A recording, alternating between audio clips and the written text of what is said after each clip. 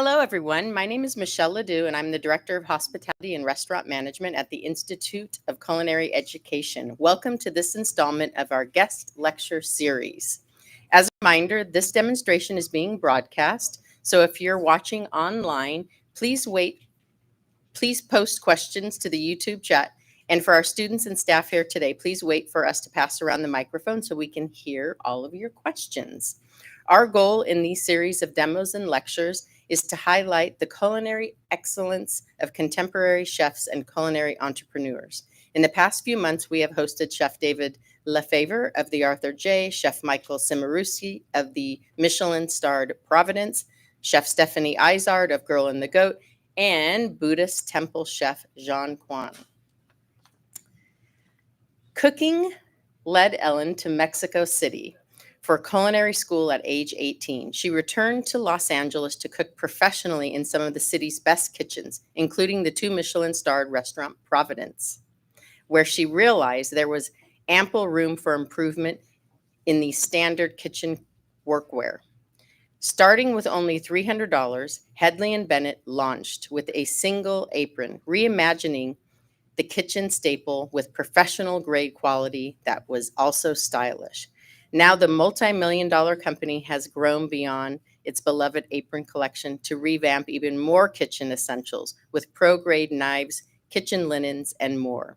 In addition to being an acclaimed author, from her memoir, Dream First, Details Later, Ellen's debut home design show, Kitchen Glow Up, premiered in May. Please please join me in welcoming our special guest, Ellen Bennett. Thanks for having me. I'm a Pasadena resident, so it was like 6 minutes. You're here. That's perfect. Yeah, it was awesome.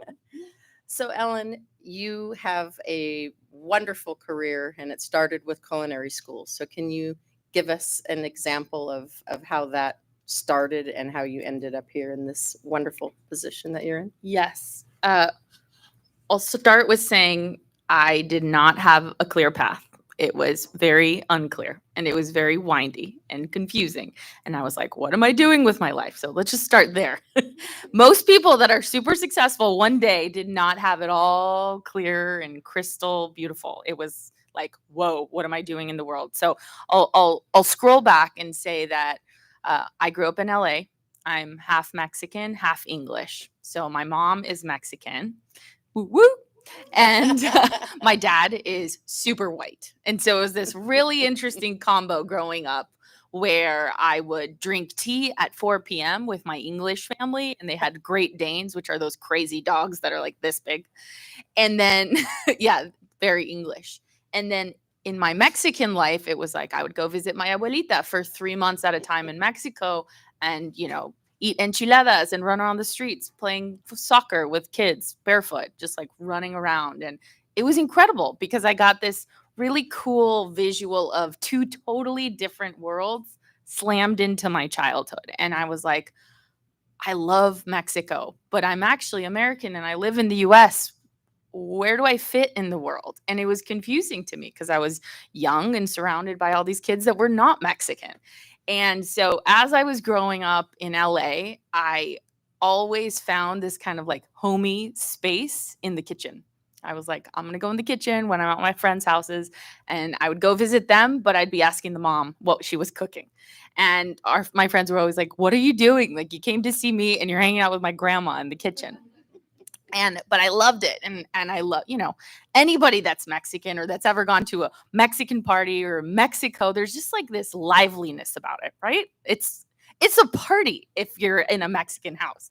And that was very different compared to the Great Dane vibes of my English grandpa's house. So I was like, all right, these are my people. So when my parents got divorced when I was 9 years old, and I was like, whoa, what am I doing in the world? And I just kind of made this decision when I was a little kid that no matter what happened, I was going to do something that was in food. I was going to find my own way, and that I never needed to rely on anyone else but myself. And that I would find somebody that these are big decisions to make when you're 9 years old. I can't even believe I was saying these things, but I was like, I don't want to marry someone because I need them. I want to marry someone because I love them. And I just like decided this as this little human that had watched this divorce happened. And it kind of shifted my whole life because I wasn't waiting for someone to come around and like give me my opportunity. It made me be in my own driver's seat. And it made me go, okay, well, how am I going to do this? And so I put my love of food together with my love of Mexico. And I like rubbed those two pennies together. And I was like, cool, where do I go with that? So when I turned 18, I moved to Mexico City for a month and I stayed for 4 years. And my mom was like, I know you love Mexico, but girl, you got to come home. And I was like, nope, not so fast. So I got my Mexican citizenship. I found a place to live. I knew nobody, literally no one. I didn't know a single soul. When I would go to Mexico, I would go visit my grandma in Tampico, Tamaulipas, which is like northern Mexico. And I had gone to Mexico City. So like I knew nobody. But it was such a great adventure for me because I learned how to make something out of nothing. And like all of us have ourselves. And how do you make more than yourself, right? It's like a scary, daunting idea. And you're all like in college on this beautiful path and you have so many tools, so many more tools than I had when I was in this place in my life. But it was the beginning. And I guess I share all of that because it wasn't just like, oh, I went to culinary school and there you go. Like there was a lot of stuff that happened before then that led me to that moment. And while I was living in Mexico City, I looked around and I was like, I love it here. I want to stay here. I think I'll go to school here. And so that's how I ended up sort of making that transition from I'm there for a month to I'm living here for 4 years. Like I have a whole life. Also, my parents they couldn't afford it. So I was like, okay, fine. Well, let me go figure out how the hell I make this possible. And I went and got a bunch of jobs. I worked as the lottery announcer on television, literally announcing the lottery numbers. I can do it for you right now just to prove the point. But every day I would go, I'm literally going to do it because I need you guys to know that this is real because it could be a lie, but it ain't. Okay. Bienvenidos a su sorteo Tris Extra y Clásico. Estamos ante la presencia de la inspectora de la Secretaría de Gobernación. Estos son los números ganadores. Mucha suerte a todos. 8, 5, 4, 7, 10. ¡Felicidades! Y recuerda que con pronósticos ayudas a los que menos necesitan y más lo necesitan. Muchas gracias y juégatela con México. And everybody was like, what? Who is this white girl that speaks Spanish? I don't understand what's happening. But I was just like, great, it's a job. I'll take it. And so that was one of my weird jobs in Mexico. And then I also was a booth babe. Do you guys know what that is? Trade shows. No. You've ever been to a trade show? Yep. Okay. So it's like the ladies in a suit that are selling you things. It's like they'll sell in Mexico, because it was Mexico City. It was like bulletproof vehicles, canola oil, banks. I mean, you name it. I was selling something different. And I just want you to put yourself in my shoes as a 19-year-old when all my friends are going to college in the US and they have this like proper life. And I'm in Mexico selling bulletproof vehicles and going to culinary school, like by the skin of my teeth, can barely make it work. And I'm just hustling my butt off.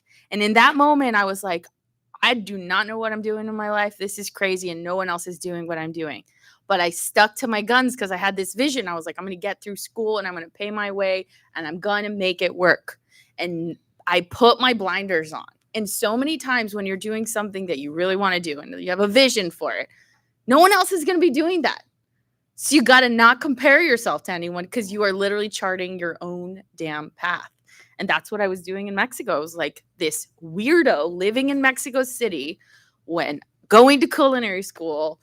But really I was going to, it's, what you guys are doing. It's like administration. I was studying food, but it was really like the administrative side of school, of restaurant land. And it was crazy. And I lived alone and I got this house and I was renting out rooms to people that came from the US as other students. I mean, anything I could figure out a way to make money. I was like, if I have multiple streams of income, if I cobble it all together, I'll be able to make this work. Maybe I'm only making 5 over here and 2 over there, but with this and this and that, it makes it all work. So like resourcefulness and willingness to do more than one thing and to be out of my comfort zone really, really propelled me to get through all of that. I was never comfortable. Like, let me be super clear. I was never comfortable. There was nothing comfortable about getting to grow Hedley and Bennett. There's nothing comfortable about living in Mexico City by myself. Like, it was hard, and it still is hard in different ways, but I just feel like I stretched my mental muscles all the time, and they didn't unstretch.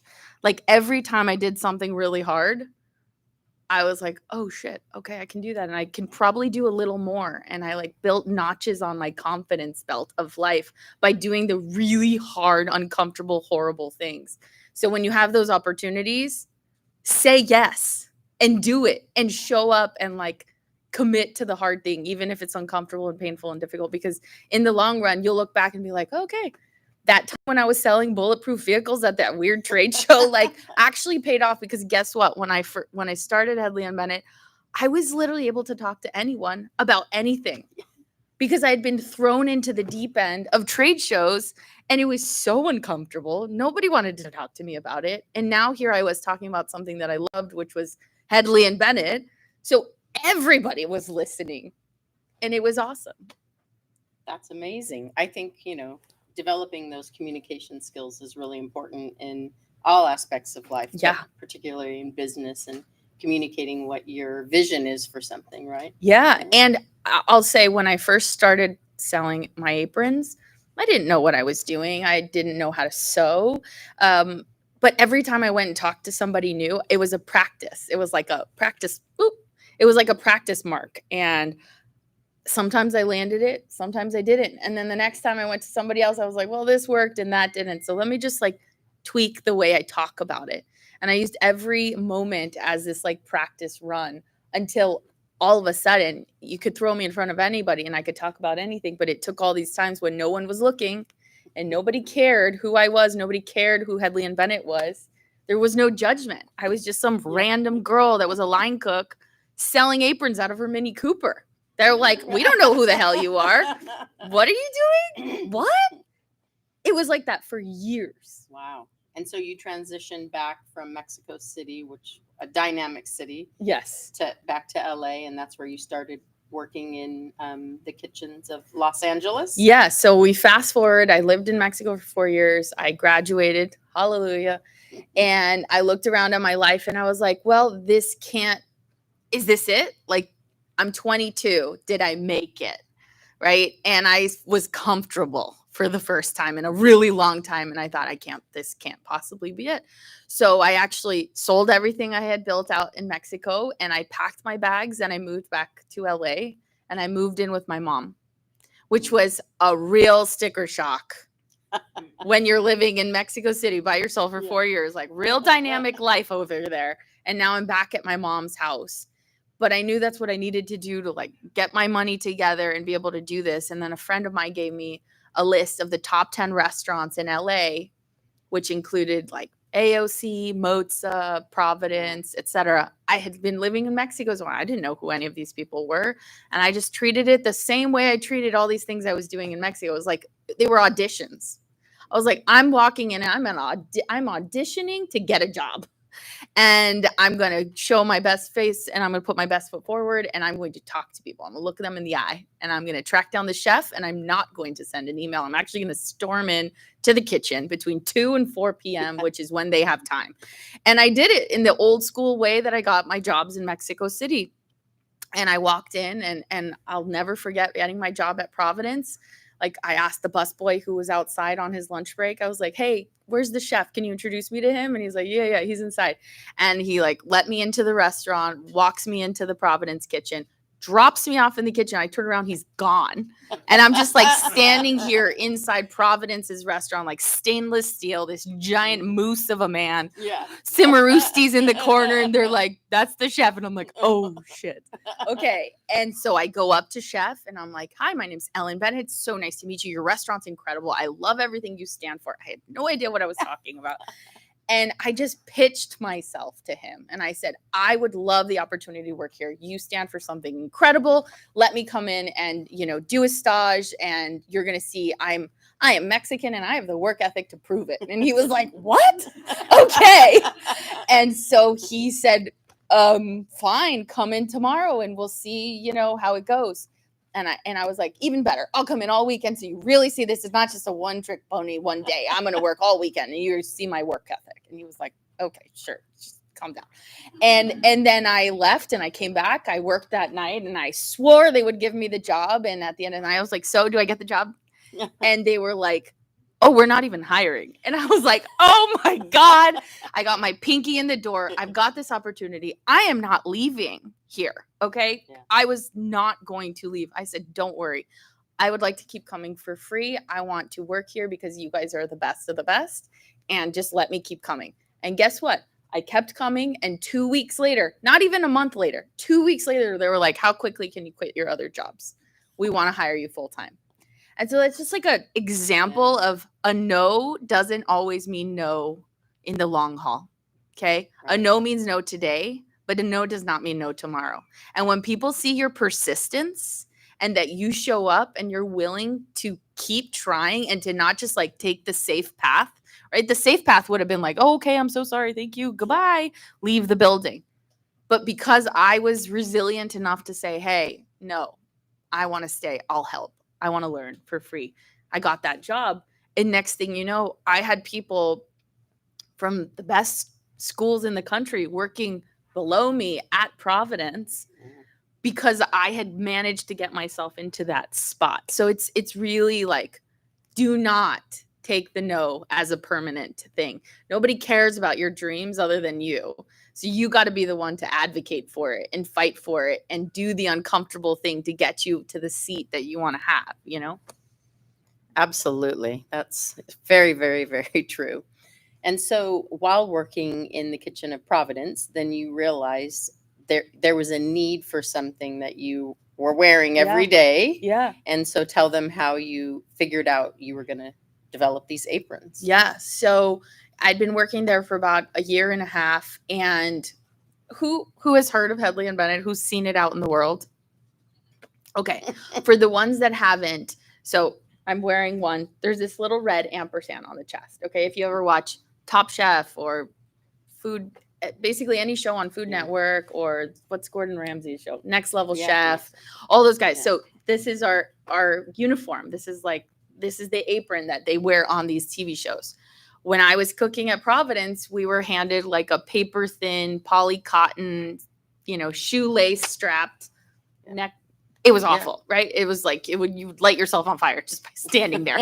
And it was terrible. And I was like, I want to make this better. How do I do this? I'm going to do it for myself and I'm going to do it for the people around me. And the idea stemmed from me thinking I'm a runner too. And so when I first started running, I got myself a really great outfit from Nike. And all that happened was I put that gear on and I was like, I'm a runner now.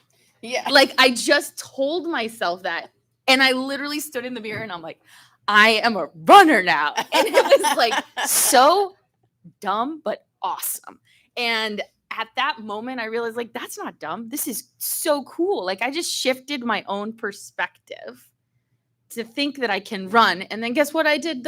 I went and ran the New York Marathon. Wow. I was not a runner before that. It was like 26.2 miles. I did it under 5 hours. I was very proud. And then I ran the LA Marathon. And my point is I became a runner because you have to sort of be the thing and then do the action and then you have the result. And so this sort of like be, do, have in my head became, okay, if I can do this in the culinary space, I can become Nike of the culinary world. I can make people look and feel amazing. And this is not just about me selling an apron. It's really about me empowering people to feel like they belong. And that's where it started. And so with $300 out of my house, I was, living at this point, I'd moved myself out of my mother's house. Okay. Thank God. And I was, I had a house with a few other friends and we were all roommates together. And I will never forget, I was paying $400 a month for my room. And it was like, okay, I got to make rent happen. And it was like a total struggle at home to make all this stuff work. But then I had this dream and this vision of like, I'm going to get aprons on every major chef in the country. And I don't know how I'm going to do that, but I'm going to make it happen. And 2 weeks later, I was working at another restaurant with Joseph Centeno, Bar Ama, and Baco Mercat, downtown LA. And he was like, hey, there's some chick. She's going to make us aprons. Do you want to buy one? And I was like, are you kidding me? Like this idea I had, all of a sudden someone else was doing it. And I was like, chef, I have an apron company. What's she charging you? What's her turnaround? I'll do it faster and for less. And he was like, you're a line cook in my kitchen. What are you talking about? And I'm like, no, chef, I have a company now. We make aprons. And I did not have a company. I had the idea. And he's like, okay, and you have sewers? And I was like, yes, we did not have sewers. He's like, so this is a formal business you have? I'm like, yes, we did not have anything. There was nothing established. I just had this like desire and dream. And I had all my little notches on my confidence belt from Mexico. And I thought, if I could land that plane by myself in a foreign country, I can do this. I can deliver. Yeah. And so he gave me the order right there on the spot for 40 aprons. And that was how Hedley and Bennett began. And it was crazy. And what I did was I sat with him and I said, what do you need? What do you want? Those were two really important words. What do you need? What do you want? And I leaned in and he just like verbal vomited all the things that were wrong with aprons to me. And a lot of them aligned with what the issues I had. And so I was like, oh, okay, cool. You know what? You are my focus group. I'm going to develop these aprons, not in like a vacuum somewhere by myself. I'm actually going to do this with you. And so he broke down the business that I needed to build. He like gave me the tools. He said, this is what's wrong. The pockets aren't in the right place. The straps suck. The way that the straps are adjusting, they don't adjust. I need them to adjust. We need the bottom to not curl up. I need the fabric to be nicer. Like one by one, he just gave me everything I needed, like a recipe card. He was like, here's what's wrong, fix it. And then with my own sort of design intuition, I went out and I found straps and fabric and I brought them to him. And we designed the first aprons. And let me tell you, those first aprons sucked. They were so bad.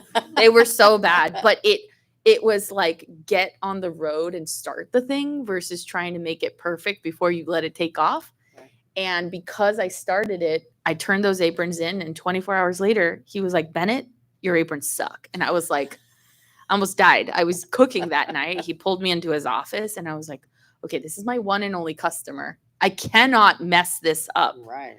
And so I said, he was also my chef and I worked for the guy. Like I couldn't fail him. So I told him, keep half the aprons. I'll take the other half and we'll get them repaired for you. And the straps that we came up with for that incident are the straps that Hedley and Bennett uses to this day. Like we found this incredible company, American-made webbing, the straps laid flat. You could dye them to special colors. It became like the iconic look of Hedley and Bennett that the straps could be multiple colors versus the rest of the body. And we found brass hardware that could be adjusted. But it was with this like gun to my head and this necessity for change. If I hadn't started it, if I hadn't begun, I don't know that I would have figured it out with the like ingenuity and pressure to get it right that quickly. And I just find that a lot of times, especially in business, like you try to perfect everything too much and it's all theory. And then you get out into the world and you realize the theory and practicality are very different. And you've got to like go out and make mistakes and hear people out and fix it and edit and be willing to edit, right? Like I could have just said, you know what, chef, sorry, it was bad. Oh, well, moving on. I'm not going to do this. But instead I leaned into my mistakes and I improved them really quickly. I was willing to listen to feedback and then we got it right. That's amazing. Well, therein lies the growth, right? And evolve and turned it into this business now. Yeah. And from there, I started showing up to farmers markets on the weekend. I still worked at Providence and I would set up at 6 a.m., break down at 3, clock in at Providence at 3:30. And I jammed everything into my Mini Cooper, which was a miracle. And I had an easy up tent. You guys know what an easy up tent is? It's like those tents you see at like a barbecue or party, whatever. It like covers you up. I would shove it down the middle of the Mini Cooper. So I was like driving like this. And I mean, I was just making it work. And I say this because, people sometimes now are like, wow, 12 years, like you did it, you made it. And it's like 12-year overnight success. It's really like, it's so many nights and so many challenges and so many setbacks, but like my persistence and I just didn't want to give up because I had this mission of I want to be Nike of the culinary world. I want people to look and feel amazing in the kitchen. And now, Providence wears that apron. All of their staff wears that apron, and it's like it never gets old to see that little ampersand, because it's a symbol of you care about the details. You care about who's in your team. You care about the food coming out of your kitchen. Like, even people to us say, hey, if I see Hedley and Bennett aprons, if I see that little ampersand in a restaurant, I know the restaurant's going to be good, because it's a status symbol of care, that you care about the dignity and the pride of your staff and your food, right? So it's really become something super beautiful. And I'm just proud that we're not just some corporation. We're actually a brand that stands for something and means something. And I think, for everybody studying business, that's so important, right? Because like, you can go open an ice cream shop that looks just like Jenny's right next door. But like, why are people going to come to you versus her if it looks exactly the same? Like, you have to find something that really makes you stand out in the world and that is unique to you. Like, what is your special sauce? What is your apron? Yeah. What is the thing that connects to your childhood and your life and your moments and your, like, I wove this very messy situation of divorce, Mexico, all these different things. I wove it into an opportunity for myself. And so, like, how can you think about your life and the things you have that will make you different from the person sitting right next to you?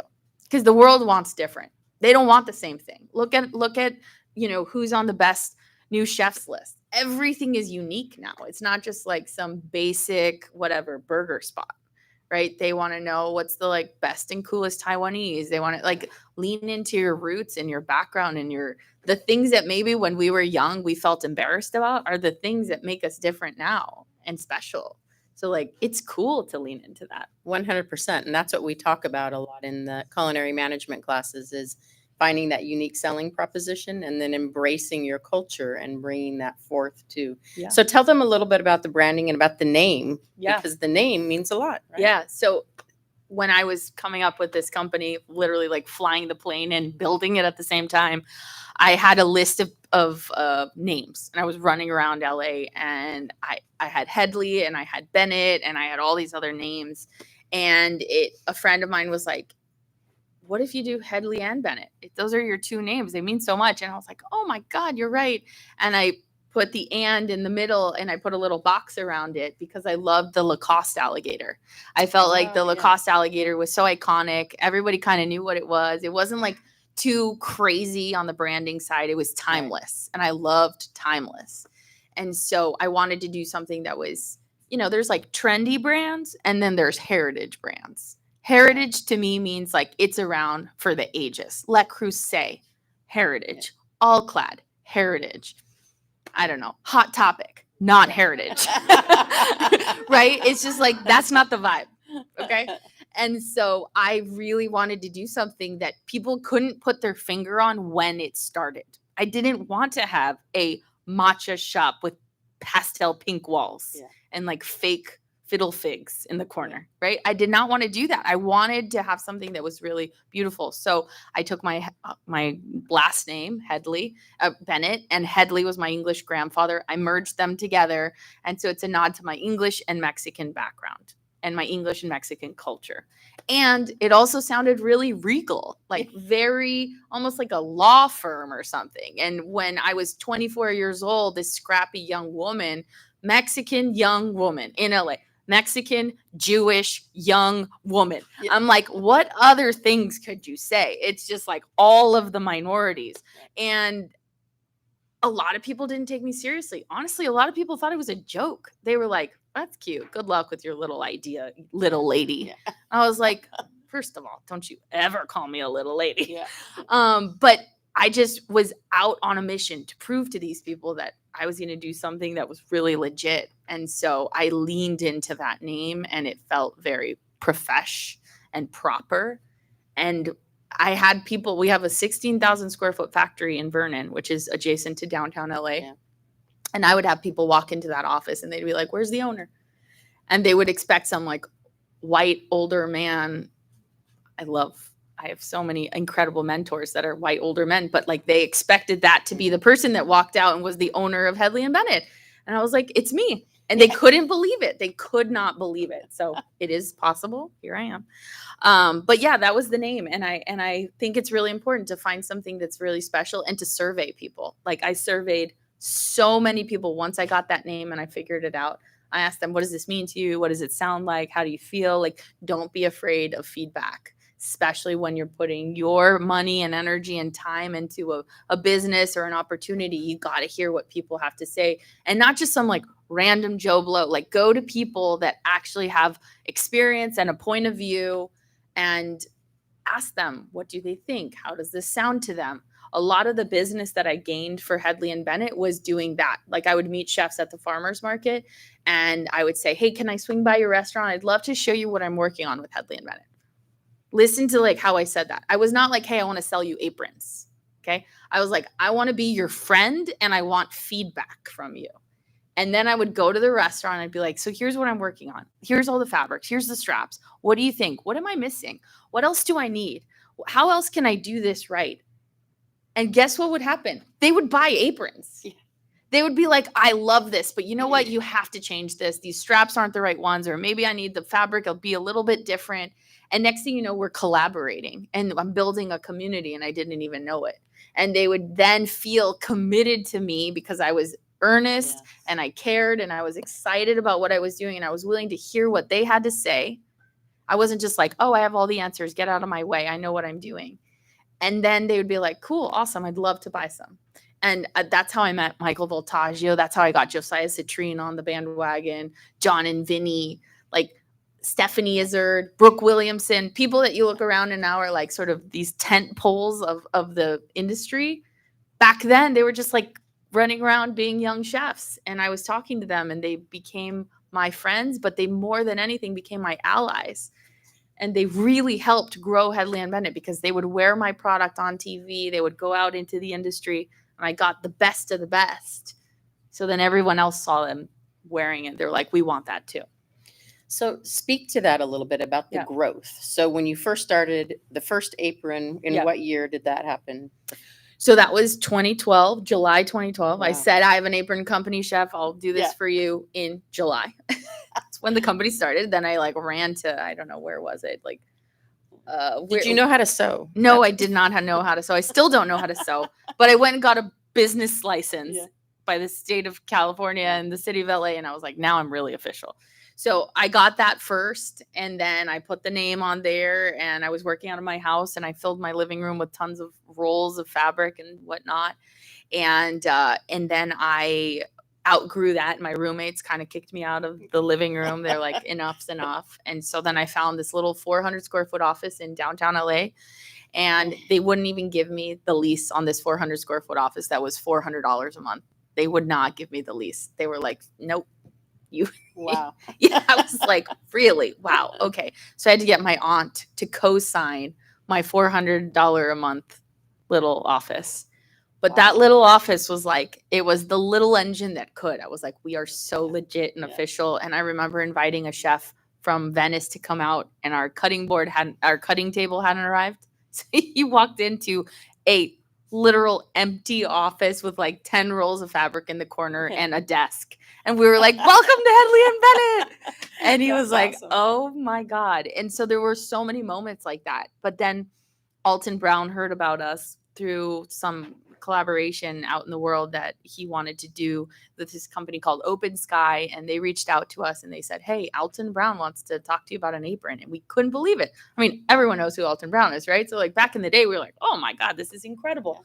So Alton Brown came to our office, and I actually asked my friends to come in and pose as employees. So I had like 8 friends in there. I'm like, this is the Hedley and Bennett staff. Welcome to Hedley and Bennett. That's awesome. I mean, it was ridiculous. But it was like, if you take one thing away, it's like in every single moment, I would think, focus on what I have, not what I don't have. I was always saying that to myself.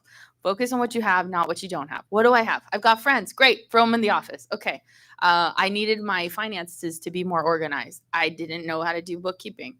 I found somebody who was a bookkeeper, and I was like, I will teach you how to cook, and I will come over, and I'll make you a beautiful dinner. I work at Providence. Yo, That's a big ticket item, right? I'm like, that's like $1,000 a meal. Yeah. And I was like, I will come and cook you dinner, but you need to look at my books and make sure that I'm doing this right. And they're like, no problem. So I started bartering for things I couldn't afford. I just got really creative. And I used what I had, and I focused on not what I didn't have. I focused on what I did have. And I had myself, and I was the machine, and I had people that I needed to go out and like get as clients. And then for everything else, I was just bartering and hustling for help and support.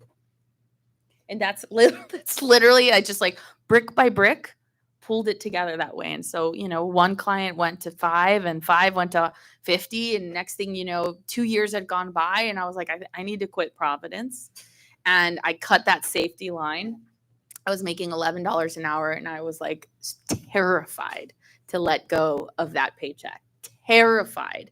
And I finally did. And Simarusi was like, Godspeed, you've got this. Go out into the world. Make me proud. And off I went. And the company just really started to take more shape. But I'm telling you that for 6 to 7 years, all I did was go street by street, chef by chef, restaurant by restaurant, building relationships. It took time. It took energy. It took willingness to be told no. And it took me showing up in person, looking people in the white of the eye and just being like, hey, I'm Hedley and Bennett. Yeah. Now it's like a lot more people know who Hedley and Bennett is. But back then, nobody knew who Hedley and Bennett was. So it was embarrassing many times. Many times I felt really, really embarrassed to just like put myself out there and tell them what I was doing and being willing to just hear them say no. That's amazing. I mean, that's really what you have to do is get out there and just be fearless. Exactly. I'm telling you about how I started an apron company. This could be for anything you do. Like, you got to get people to want your product, to need your product. You got to find customers. You got to go out in the world. You got to have finances in order. It's like, it's the same sort of essence and feeling. It's just, you're all doing something different. And after doing that for 6-7 years, we started doing really crazy collaborations as a way to improve our supply chain, believe it or not. Like, I did a collaboration with Vans and with Crocs because we didn't know how to do shoes. They did. I wanted to do more than just aprons, and I couldn't afford it. And again, getting resourceful, I was like, well, these guys are cool and they want the food world, and we've got the food world.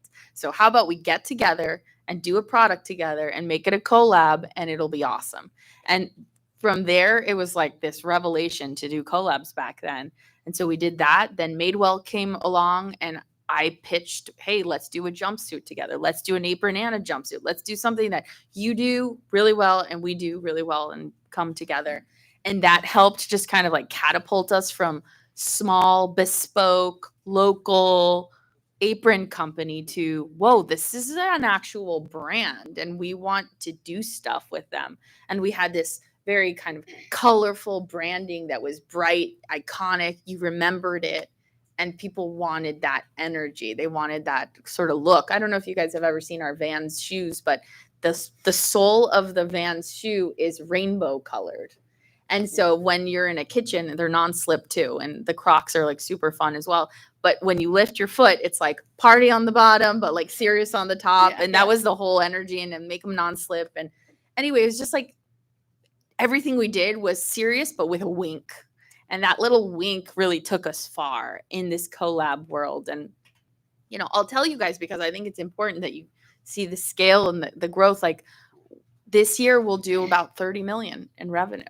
Wow, that's amazing. And we started it with $300 and no loans, no outside capital, no funding of any kind. And for many years, that company was only 1 million, 2 million.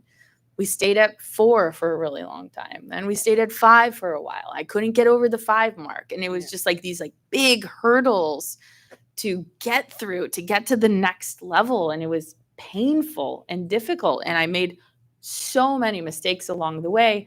And now, the company is much more expanded and stable, and we have a CEO and we have a whole team, and I do not do the day-to-day. I'm the chief brand officer, but like, it was not overnight is my point. When did you know that you really made it? What was there a moment? I think anyone that says they've made it is out of their minds, first of all, because it's like, Thomas Keller always says, right? The Comey apron, the blue apron. Like you are Yeah. always learning. There's always something else that you don't know. There's always something that you can get better at. And the things that I feel super confident about today are not the problems I'm having today. It's like the problems have gotten bigger and better and crazier. And the things that I can deal with now are so much more substantial than the little tiny problems I had back then that felt as big as the big problems I have today. Like I remember turning in, giving one roll of fabric to a sewer, and I was like, "You're going to sew these for me, and it's going to be awesome." And I had, oh my God, I felt like I'd sold my soul to buy that roll of fabric. They returned the aprons, and they were completely ruined. It was selvage denim, which is this really beautiful, sexy denim that's like so expensive. And I wanted all these gorgeous aprons out of them, and they ruined the fabric. They just straight up ruined the fabric. And I could not believe it. And like at that moment in my house, I thought Hedley and Bennett was ending, right? And yet now I look at things that we have to deal with, and they're so much bigger. Like I'll give you an example just to give you the like scale of magnitude. When we have this factory in Vernon, we had a subtenant that was renting it with us because I couldn't afford the entire building myself. And we would pay him the rent and he would pay our landlord. One day we got served an eviction notice. And I was like, what do you mean? I pay my rent on time every month. They're like, no, ma'am, you've got 30 days to get out. And this was like right before holiday hit. This was in September. And it turns out he was going bankrupt. He was taking our money and he was saving it. And he kept like 3 months of rent before they gave us the eviction notice. So I had to come up with all of the money, the back money that we had not been paying. And I had to come up with the deposit. And I had to convince my landlord to basically give me the entire building. This was like tens and tens and tens of thousands of dollars that I didn't have. And I figured it out and I made it work. And I used the money that we had saved for inventory for that holiday.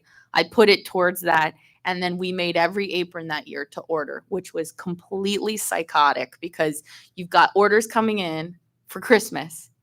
Angry customers on the other end. They're like, if you don't get me my apron, I'm going to kill you. And you're like, what? It's just an apron. And we were making these aprons to order and shipping same day to make this all work. I mean, it was like the most stressful moment ever. So that compared to the first instance doesn't sound right. The first instance now doesn't sound so bad. But now that like situation, that's like a little situation, the things we have to deal with today. So it's like, you just get better at dealing with more shit. Excuse my French, but it's the truth. Like as business owners, you are just walking into like a pile of nonsense all the time. You never know what's going to happen. And you just got to be like willing to experience anything and willing to figure it out and ask questions when you don't know what you're doing, which is constant. Yeah. So you have many collaborations now. And if you look on on her website, it's pretty amazing, right? So the first one was Vans? Yeah, so it was Alton Brown. Alton Brown. And then we had like a couple of small collabs. Then we did Vans. We've done Crocs, Madewell, Star Wars, the Beatles. Grateful Star Dead. Wars, the Beatles. We're about to come out with one with Martha Stewart, which I think is exciting Wow. because I think she's amazing. a legend. And then we've now expanded the product line into knives, cutting boards, all kinds of different aprons, and we're actually 80% direct to consumer now. So we still outfit over 7,000 restaurants in the US, but we now outfit home cooks too with the same quality product that we did when we were selling to restaurants, but now for the home. And that's a whole new category and a whole new sort of twist and turn on our journey of being an apron company that's now kind of turned into a culinary brand and willing to take that leap of faith into going from like aprons to knives, right? That's like really scary. And we put our brand on the line and risk and hundreds of thousands of dollars of product development into said product. But we stick to our roots. I think like when you figure out what works, you got to do it again and again, right? Don't drop it when you get more successful. If you did something that worked, don't stop it when you get bigger. You see that in restaurants. They like get really big and then they cut quality. You're like, bro, the reason people are coming here is because of your quality. Don't because you got bigger, drop your quality. That's crazy, right? And so what we originally with those chefs of like listening to what they needed and wanted, we did that with our knives. So I went to Josiah, I went to Cimarusti, I went to all these chefs, and I said, what do you need and want in a knife? How do we make it better? How do we improve it? What sucks about your knife? How can we make it the best knife ever, but not super expensive? I want it to be like Misono in price range, but better than Woostop and not as heavy. Okay, what does that look like? And we just really like drilled down on it. And it took us 2.5 years to develop the knives. And then we leaped into that world, and now it's 10% of our revenue. But it was like a big, scary feat to go from aprons to knives and on and on and on. So there's this like evolution of discomfort that continues, but at a much grander scale. And by the way, I brought this knife to give it to the people that ask the best questions in our Q&A. So get your bongos out, okay? I love it. Yeah. And so now you have knives, aprons, shoes, everything. Yes. It's turned into this. How many employees do you have working for you now? How's that growth been? Yeah. And managing people. Totally. So it's funny. When I first started Hedley Bennett, I was like, I want to have 200 employees. And now I'm like, no, I don't. I don't want to have 200 employees. That does not sound fun. What we've done is we've set up a very cool structure where we have about 30 corporate team members in-house. And then we have a factory in Mexico that makes all of our product. And we have different partners all over the world that are like our sourcing partners. And so it's a combination of hybrid and full-time and external partners. And I wish I had known that when I was younger, because I could have gotten some really incredible finance support if I had been willing to just think about it a little differently and not think, oh, I need a full-time CFO. Great. I need an outsourced bookkeeping firm that can help me keep my books in order. Like, just there's smart people out there that really want small businesses to succeed, and they do a great job of supporting small businesses. And so we now are at a place where we're a bigger business, but we still outsource our customer service. For example, we have this incredible customer service company out of Serbia. They're all college educated. They're like super smart, and they have full-time, really well-paying jobs with Hedley and Bennett, but they're over there. So it's not just like everybody should sit in an office and this is the way that business should be. It's like you got to think outside the box of like what works for you. And we found, especially in COVID, that we needed to be more creative and more resourceful. And we couldn't just like do it by the standard way. Whatever the standard way like exploded in COVID. We had to invent like a new path. And so for us, it was outsourcing and not just having everybody in-house. That sounds amazing, really, because you have to be resourceful, right? And you have to be creative. You have to be profitable. It is exactly. a business. So. It's a business. And as we grew, we were like, we want to offer healthcare. We want to offer 401ks. How do we do that? Like, how do we make it work? And so we just always had to get we used to make every single thing here in LA. And then we realized as time went by, like the quality was not actually as good when we scaled. You could do a lot in LA when it was like 5 or 10 aprons, but when we were making thousands of aprons monthly, we needed a higher scale volume factory. So we found this amazing factory in Mexico. And I'm like, well, I'm Mexican. That's supporting. I love this. So, and it's nearby. And so that was our way of just, again, if you have a problem, you kind of like twist it and look at it from all these different angles until you find the way that you can resolve it. Just because there's like one way to do it doesn't mean there's not another 10 ways to do it. So I'm actually proud that we're able to scale the company to the level that we have and not have an insanely high amount of employees. Like we've done it for what works for Hedley and Bennett. That's amazing. Amazing. Yeah. That's wonderful. Shall we open it up to questions now? Yes. Okay. Should we give her a mic and then we share? Here, you keep that one and I'll give you this one. No problem. Yes, yes, chef. Okay. Hi, chef. Hi. My name's Deja Wright. Clearly from you talking, you are a hustler. You're a go-getter. Looking over my notes, the main takeaway I have is that you are extremely disciplined. What is your driving factor? When I had my first sewer and he was like, I'm quitting my job to come sew for you full time, he was my driving factor. Then when I had 2, it was like, okay, they're my driving factors. As my life and world has evolved, our community has kind of become a huge driving factor for me. When I meet people out in the world and it's a young line cook and they're rocking H&B and I see that little ampersand, I'm like, shit, you're part of my tribe. Like I see you hustling. I see you grinding out there. I see you like climbing the ranks and putting in the hours to become a chef one day. And that's like really incredibly inspiring because I was that person too. And I was showing up and I was working 13 hours a day and nobody was noticing, nobody cared, but I was doing it for myself. And so it's like the discipline of wanting to be successful and being shameless about it. And I don't mean shameless in a bad way. I actually mean shameless in like, don't be ashamed of wanting to be successful.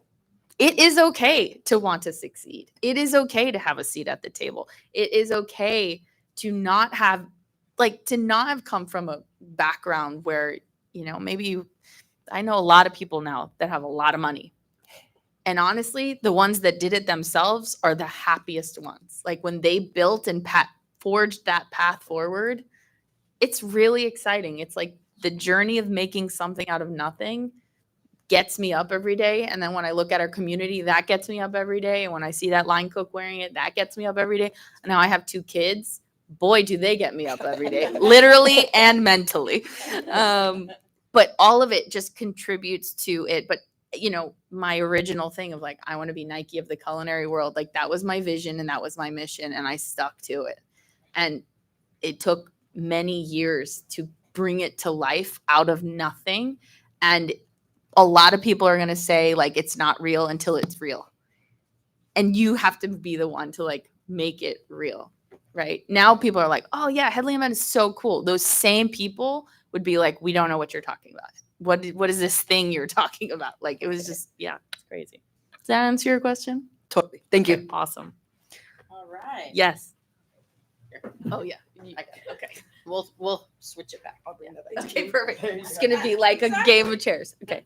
Hi, Chef. I Hi. found your story very inspiring, first of all. Thank you. You said growing up, you knew that you wanted to be in the food industry. Yes.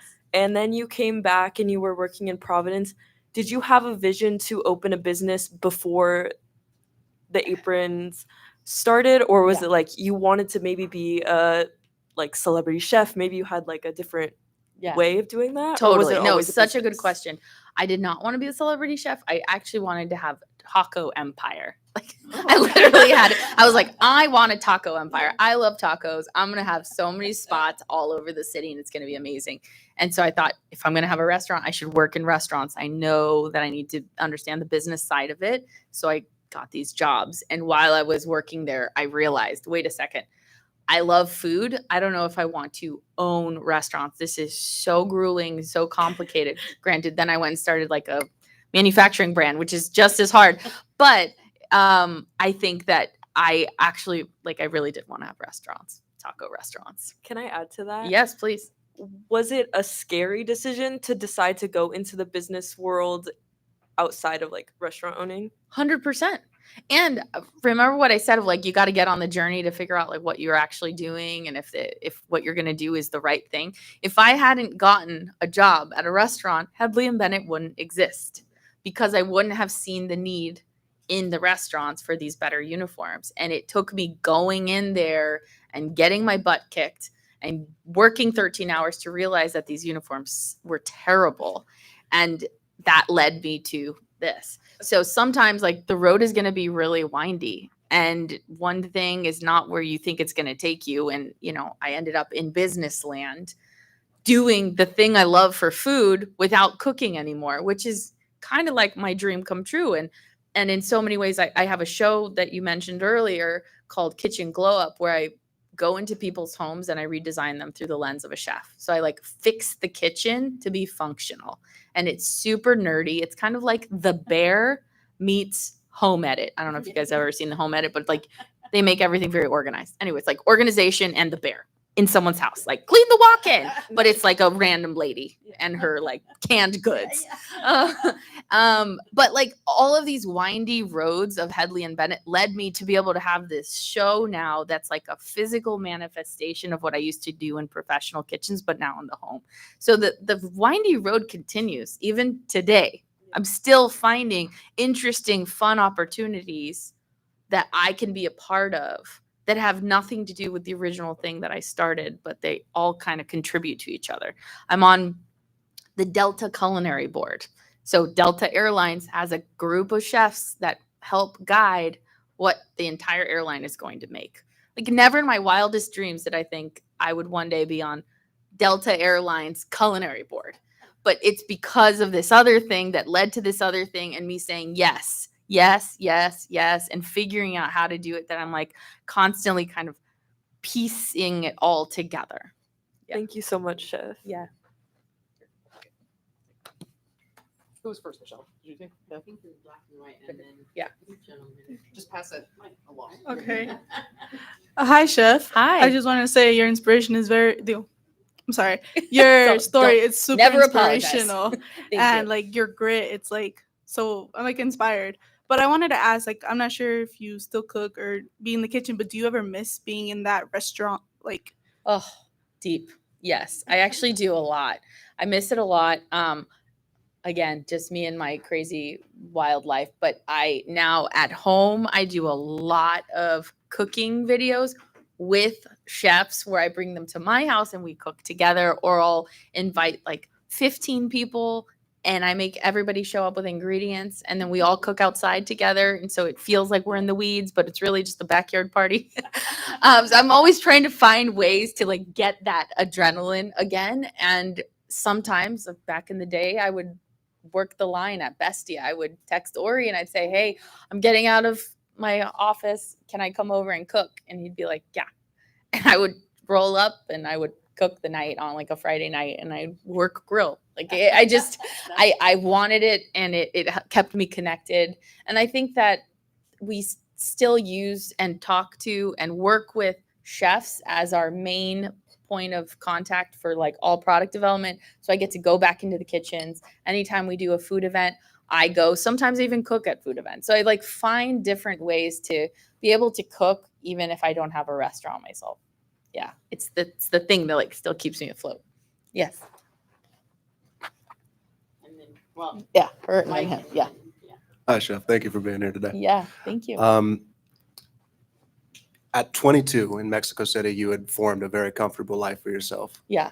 and you made the voluntary sacrifice of that comfort for the push to move back Yeah. home with mom. What would you say were the strongest things that got you over that hurdle, that fear, that sacrifice, giving up comfort in favor of, Yeah. this new path? I think it's a little bit of like her question earlier, right? Like what was my vision? Where was I headed? And I had this idea of being in the food world, and that was my thing since I was a little girl. And I had found this comfortable pit stop in Mexico and this comfortable life. And, it wasn't comfortable leading up to it, but I had finally gotten to this, like, call it safe space and place where it was nice. But I was like, I'm thinking about my age, 22 years old. Like, the idea that you should have it all figured out by the time you're 25 is a lie. That's just not true. Like, your 20s are where you got to lean in. You got to work hard. You got to make mistakes. You got to figure stuff out. You got to put in the time, because guess what? You've got the energy. Like, don't spend your nights getting drunk. Spend your nights reading. Spend your nights learning about finances. Be a nerd. Like, go and shadow people that are doing cool stuff. Like, I spent my 20s doing that in every way, shape, and form, whether it was working at Providence or cooking for people so they could teach me their finances. And I would say now at 30, I just turned 37 a month ago, I have a much more comfortable life than a lot of 37-year-olds that I know, because of all that upfront work I put in my 20s, and like the time and the hustle and the energy. And so I don't know. I felt like at 22, this could not possibly be it. And that's why I made that change. And I'll tell you what, I've never been happier about a decision that I made than that, because it was such a big reminder. Like, I sold everything. I mean, literally canceled my cell phone, gave up my lease. Like, imagine being completely disconnected from this entire world that you make. Like, put yourself in that moment. It was nuts. Having done that reminded me that if I could do it once, I could do it again. And if you just like never lose that idea, Like if I did it once, I can do it again. And when you lose that, you kind of lose yourself, right? Because like you are the creator of your life and the things around you. Like you're driving that car. And so I thought, okay, I can do it in Mexico. I can do it in LA. And that was it. I just got myself and moved back home. And it was really uncomfortable, but it was totally worth it. We wouldn't be here today. I wouldn't be able to tell you about Hedley and Bennett if I hadn't made that move. Yeah. Yes. So, just to get a clear understanding of your brand, Yes. Nike has like just do it, Yeah. which represents take action, I guess. Totally. Is your brand more be proactive, or what would you say your equivalent of just do it is? I love that. Such a good question. So I would say we're for the dreamers, the doers, and the hustlers. Like that's who we're for. It's yeah, like you don't have it all figured out, but you're going to put in the time to make it happen. I think my personal brand is be proactive. Okay. I think Ellen as Ellen is like dream first, details later. I mean, that's the name of my book. Yeah. Okay. So it's very much just like get out of my own way and just start on the path and figure it out. And it's an important question, right? Like I built this brand using myself as the advocate for the brand because that was all I had. I didn't have money for marketing or anything. So I was like, well, I will be our billboard. I will walk around and talk to everybody about it. So I became, in a way, I'm talking about myself in third person in this weird moment, but because of what I'm trying to say. So I've got like Hedley and Bennett brand, and then I've got Ellen Bennett brand. And then there's Ellen executing both brands, right? And that helped me maximize Hedley and Bennett because now Ellen Bennett can go and speak at a TED Talk. And Hedley and Bennett would have to pay a lot of money to go do that. And so I can use myself to help push our company forward by having this like other brand, but really it's just a representation of me. And that's where I do like the show, the book. And those are things that honestly, as a business owner, it's really valuable and really helpful because then people know that behind this brand, there's this soul. There's this real person that represents and means something. It's not just an apron that you're buying. There's actually an Ellen and a team and an infrastructure and a group that like believes in what they're doing. I'm sitting here telling you like with passion why I show up every day and like get my butt kicked because I love it and I believe in this. And I think that in so many ways, like Nike, I don't know if you guys have ever read Shoe Dog, but it's the story of the Nike founder. It's incredible. And like he was their soul. And so, yeah. Does that sort of answer your question?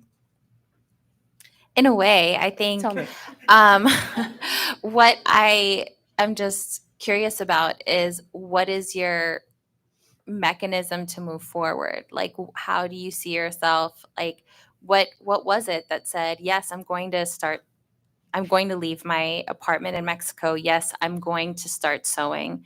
Yes, what made you say yes? Yeah. I mean, as I said, like the Nike of the culinary world, become the Nike of the culinary world was like my motto, right? There was another one, wake up and fight. Like that was just something that we said through COVID. We said through the beginning days that like, and wake up and fight, not like punch somebody in the face, but like wake up and fight, meaning like do whatever you need to do to get to the place where you need to get to. The hustle was just very, very real at the beginning. And honestly, today it still is the same. It's just in a different formation. So I would say if I could like take one set of words, it would probably be wake up and fight. Like we have posters, we have signs, it's the energy. Like I didn't share this with you guys, but in COVID, we shut down our factory the day of the shutdown. And in that 24-hour period, we actually converted into a face mask facility. And over the course of 2020, we made 1 million masks and we donated almost half of those to frontline workers. And we called them the Wake Up and Fight masks. Okay, that answers the question. Thank you. Boom. Thank you. I loved that question. Hi, good afternoon. Yes. I was wanting to ask you a couple of questions regarding when you decided to branch into offering knives. Yes. You said that you interviewed multiple chefs regarding how they would improve knives. Yeah. I find I'm always searching for that perfect knife. Yeah. So I wanted to know what you did to make your knives stand out and also where your knives made. Yes. So pull one out. We sat with all these different chefs and we're like, okay, what's wrong? What's good? What's not right about them? Let me pull it out. Some of the things. Stay sharp. So we wanted them to be, very useful. Everything has like a lot of just infographics, high visual, easy to use. This is our utility knife. So every Hedley and Bennett knife, on the top of the knife is rounded on both sides, because when you're cutting here, everyone has a callus under their right there. So by rounding the corners, we were able to remove that callus on your finger. And I figured that out with the chefs over at Melise. They were like, hey chef, there's this one knife I bought from Japan many, many years ago, and it had a rounded top. And I loved it. It was just like a small little bespoke knife that he bought in a little tiny spot in Japan. And he's like, if you could do this on your knives, man, it would be so cool. And so we took that concept and we saw if we could do it, and it worked, and it actually did make a change. And so that was a really big differentiator that I don't think we would have come up with ourselves, or could have come up with ourselves. Also, just the way that, the way that the bolster is shaped, it smooths down, versus a lot of knives are like one big chunk and then a skinny attachment, right? This is like seamless, and it's one single piece of metal. It's Japanese metal, and it's made in China, but with Japanese metal. And the reason we had to go to China was because all the places that we found in Japan couldn't do it at the scale that we wanted. So we needed a factory that could scale, but do it with quality material. And so again, we had to think outside the box. It was like, okay, so Japanese steel, it's next door. Let's bring that over, and then we can make the amount that we want there. And that's how it started. And now we do collaboration. We did a Star Wars knife too, so it's got like really fun, cool designs from the Star Wars world. So we've just found ways to bring that sort of like unique, different perspective to the knives too. These extension products. Yeah. Thank you. Yeah. Are you done? You're done. This will be our last question. Oh no. Can we squeeze in two? My question Yeah. was, you're clearly someone that wears many hats and you have many interests all in the industry. Yes. How do you, because you seem like you're someone that says yes to every opportunity that's handed to you, how do you prioritize basically what you take on to prevent yourself from being burnt out, or maybe taking on projects that you're not as passionate about? Yeah. It's such a good question. At the beginning, we did say yes to everything, and it was a mechanism to learn, really. It was like, how can I get more experience? I didn't have an MBA, there was so much I didn't know about business that I just felt like I needed to see it to understand it. And I did say yes to more than I should have. And it was very hard, and it was very complicated to understand like what's needed versus what should I actually be spending my time on. I think it was just through a series of a lot of mistakes and seeing like, this is a phrase that I've learned over the years, and it's really stuck with me: value versus effort. Like, how much value am I going to get out of this versus the effort I'm putting into it? And that sometimes, a lot of times, honestly, people would reach out and they'd say, hey, we want you to do this event for us, and we need you to bring all this stuff and donate product and do this and do that and do the other. And can you have your team set up and break down? And the value we'd get out of it was like tiny, right? And so that was, we did that all the time. And people were like, oh, this is awesome. Hedley Bennett shows up and they do everything. And I don't have to do anything, and it doesn't cost us any money. And so we had to we realized like sometimes we were being taken advantage of, and we needed to not do that. And we needed to find the places that were true collaborations and partnerships where like everybody wins, not just like the person asking or us, but really like a mutual benefit. And so we leaned into that. So when we show up for something, it's like, okay, how can we help you, and how can we help each other? And then the tide rises all the boats. I started to try and find things that leaned into that. And I would say on the collaborations front, a lot of people reach out and they say, we want to do a collab with you.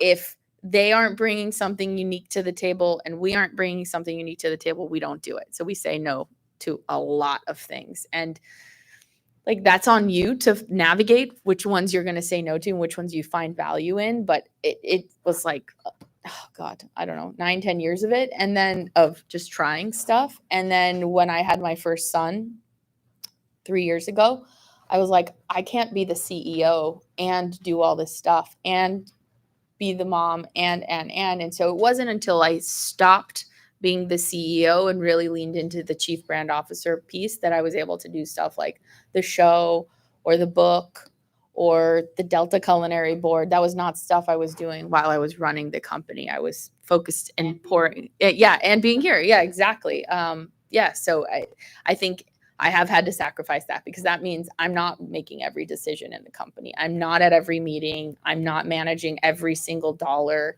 Someone else is managing that. And I'm still sitting on the bus watching how the bus is being driven, but I'm not the one driving the bus anymore. And that's totally a massive sacrifice.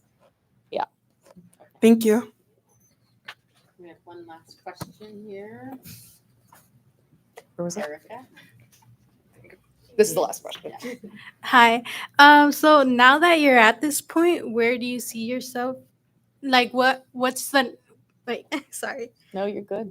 What do you see next for yourself?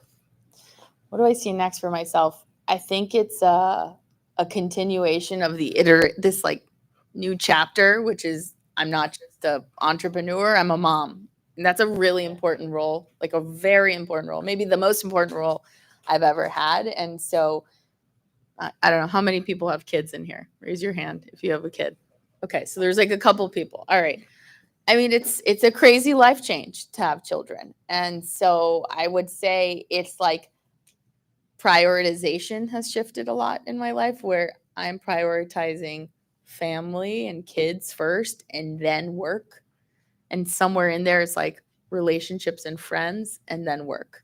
That doesn't mean I'm spending less time on work. It just means I'm not going to drop everything to just do that thing. And I think that is the goal, right? Like we all work so hard.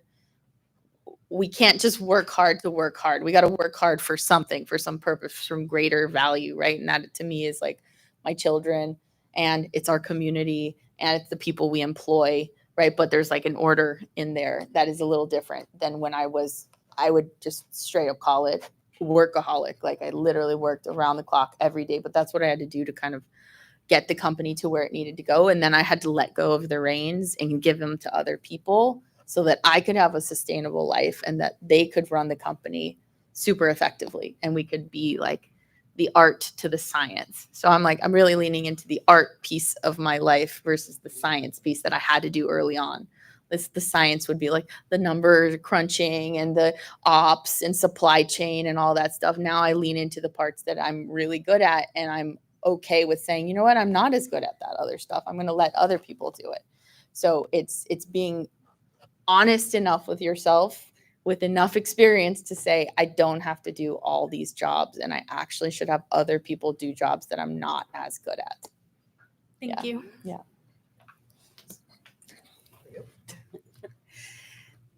Ellen, thank you so much. What a pleasure to have you here with us and hear about all your knowledge. And we're all so excited to have you here. Thank you again. Thank you so much, guys.